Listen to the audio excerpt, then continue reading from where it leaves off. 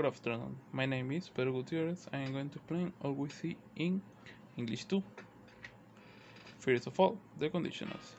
These are types of orations where we refer to things that could happen, or will happen. Usually goes with the term if to giving of the context to understand that these are actions that may not happen.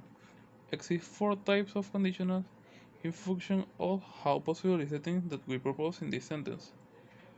These are the four types of conditional. First of all, the type 0. It's called like this because these are straight facts. An example of this is if we had money, we go shopping. Because when the people have money, usually use it for buy things, so easy peasy Japanesey. Type 1.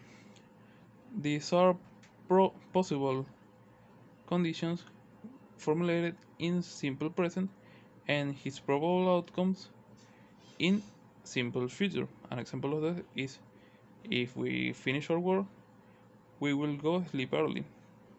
The type 2. These are hypothetical conditions structured in simple past and his probable outcome in simple present. An example of this is if she hadn't cleaned the table, or that will be mad. And the type 3 are not the real conditions with his probable outcome all in simple past.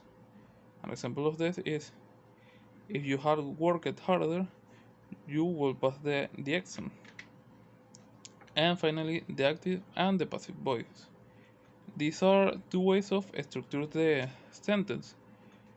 For example, the active voice focus on the subject more than the verb, and this is the way we usually use to structure sentence. And the passive voice focus more on the object that receives the action than the subject. An example of this is the active voice will be Josh opened the door, and the passive voice will be the door is opened by Josh.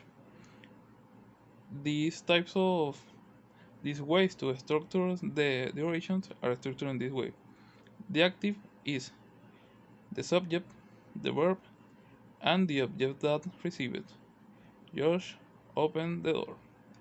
And the passive voice will be the object that receives, the verb, the past participle, the preposition, and the subject. The door is open. Its opens will be the verb and the past participle, the preposition by, and the subject, Josh. The passive voice is usually used to orations where it's more important the object than the subject. An example of that will be the Everest is climbed by Paul. Why? Because the Everest is the world's largest mountain. So obviously when you talk about the Everest, you you want that the fact that someone claimed it is more important than the people who claim. So, so this is all. Thank you very much.